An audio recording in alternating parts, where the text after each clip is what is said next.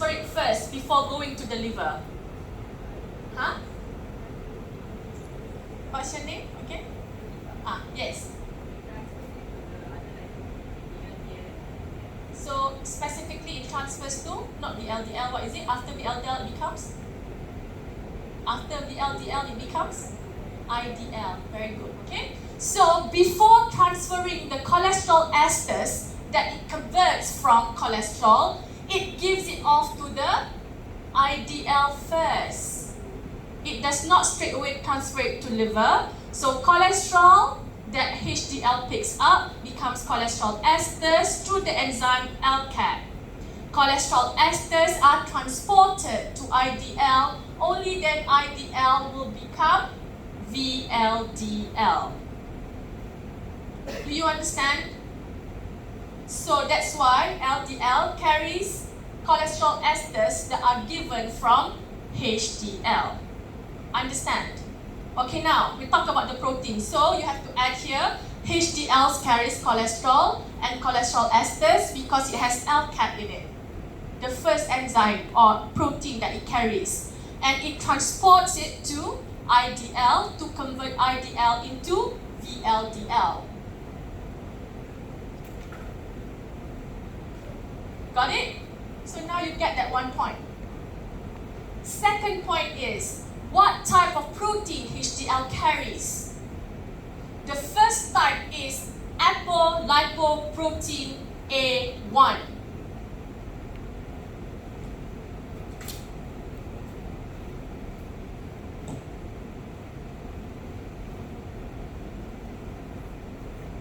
So the function of A1 is to activate ALCAT. So ALCAT can only be converted, can convert cholesterol to cholesterol esters using activation from apolipoprotein A1. So it contains A1, it contains ALCAT. The third enzyme that HDL contains is CETP, cholesterol esters transport protein. Only through this enzyme, HDL can transfer the cholesterol esters into IDL. So the other one that it carries is CETP. So A1, CETP, senang je, nama je panjang, cholesterol esters transport protein.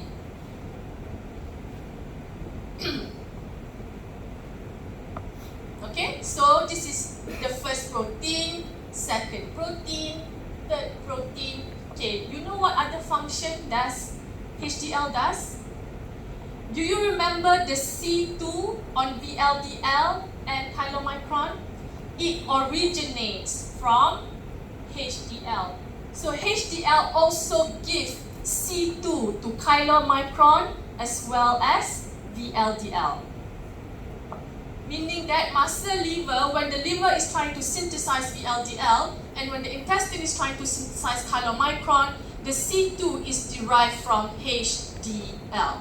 So that's the type of HDL that the third type of proteins that HDL carries. It will give it away, but it is the one that carries the C2 protein.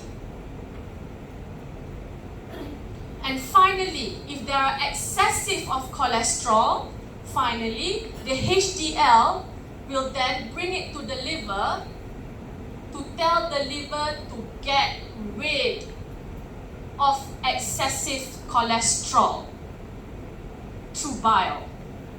So meaning that HDL will notice, okay, we have too much cholesterol here, get rid. This is why HDL is a good fat. It will take all your excessive cholesterol. So in order for it to have cholesterol, it will take it from the rest of your body. It can collect cholesterol. But cholesterol cannot be delivered to your body unless it is esterified as cholesterol esters. So HDL, dia punya fungsi, it sits there, I'm going to go around all of the body and collect cholesterol, excessive cholesterol. And because I have this ALCAT, I can convert cholesterol into cholesterol esters. I also have A1 to activate the LCAT so that the cholesterol can be converted into cholesterol esters. Now I'm going to give it to IDL because I also have CETP. Then I'm going to convert the IDL to LDL, so LDL can tell the rest of your body to use cholesterol esters. Then finally, okay, there's so much cholesterol here, then I'm going to take the cholesterol back into the liver from the rest of the body to be eliminated. It's called the reverse cholesterol transport mechanism. Because of the HDL, because it can convert, it can pick up excessive cholesterol from the rest of the body. It contains A1, LCAT, CETP, and allows cholesterol esters to be transported to the rest of the body through LDL. And finally, if there are too much, it carries it to the liver and get rid of it. And this is why your HDL is a good protein. Sorry, it's a good fat. Okay, so in summary, we know this already. We know the importance of palmitic acid. It's the basic structure of lipids. We know the function of triglyceride because it's what we consume the most in our diet and what our liver makes. We know chylomicron is the type of lipoprotein that is derived in your intestine from your exogenous triglyceride. It contains the protein B48 and C2. C2 is derived from HDL. That is to activate lipoprotein lipase. So the palmitic acid can be taken up by your skeletal muscle. In situation when you are fasted, you have VLDL, where your liver produces triglyceride. And it will attach itself to B100 and C2, given by HDL, to transport endogenous triglyceride to the rest of your body. When VLDL gives away its triglyceride, it becomes IDL. IDL receives cholesterol esters from HDL through CETP. It becomes LDL. LDL carries cholesterol esters to the rest of the body, and it has B100 and C2 on it. And finally, HDL contains cholesterol that it picks up from the body. It contains A1 to activate LCAT to cholesterol esters, and it also contains cholesterol esters transfer protein. And it also contains C2 to give to chylomicron and VLDL, and finally LDL will get rid of excessive cholesterol esters by the liver to be eliminated. And that is your lipoprotein metabolism. Okay? Are you following? Hopefully you are following and not too tired. And okay, so in your next lecture, we are going to talk about this one here. How palmitic acid, once it's given by triglyceride, is converted into ATP through the process known as fatty acid oxidation, also known as palmitic acid oxidation, because we consume palmitic acid oxidation, also known as beta oxidation. They're all the same thing.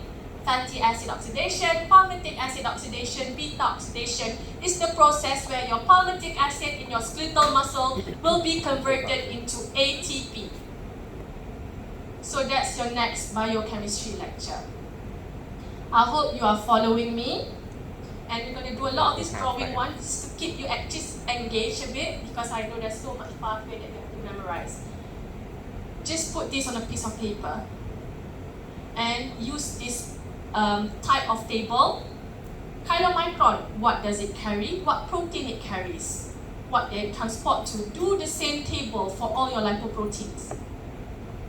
And the groups that is doing hyperlipidemia.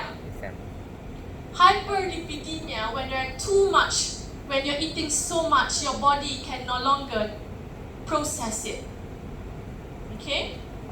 And when you talk about hyperlipidemia, I'm just going to give you a brief introduction. I'm going to do the same with diabetes, don't worry. Which is also why I exceeded your assignment punya deadline. It's no longer on the 12th, I think 16. So I give you time. Okay, take time to digest. So in hyperlipidemia, just bear with me just 5 more minutes.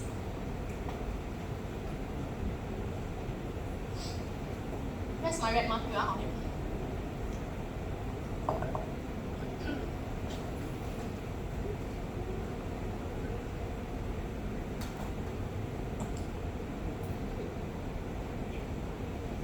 In hyperlipidemia, when you're eating too much fat or cholesterol, all this process is overwhelmed.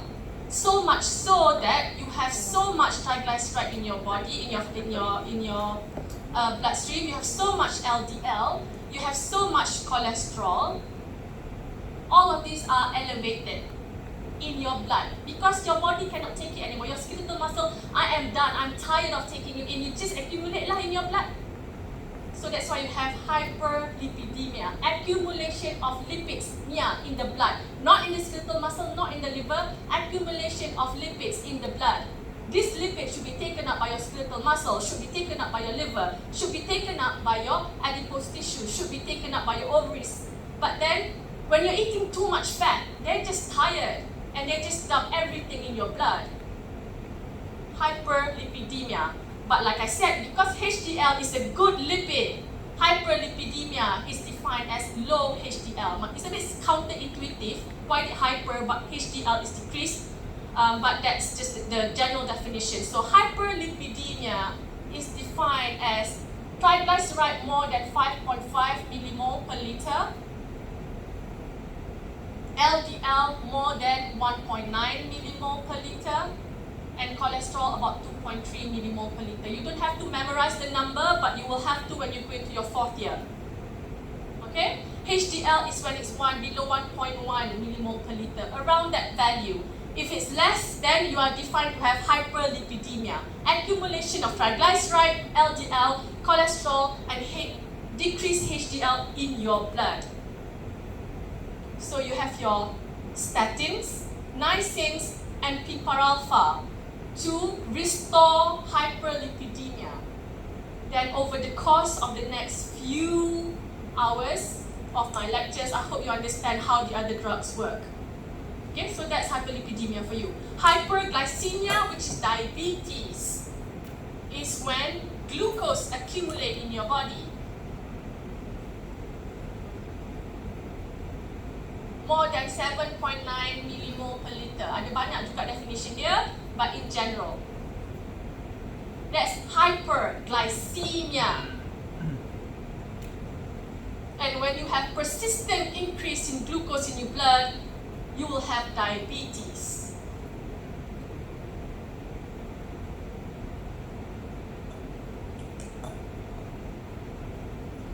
So you will learn how this disease developed through your assignment, and you will learn and relate all this pathway that we learn with the drugs that you have been assigned with. Okay? So I look forward to see your assignment. It's 20%. So it's a good marks, usually you get very high marks. Most of you will probably get A or A+ for your assignment because this is where we help you. So invest your time and try to understand, okay? So I will see you next week to teach you about fatty acid oxidation. Okay, do you have any question?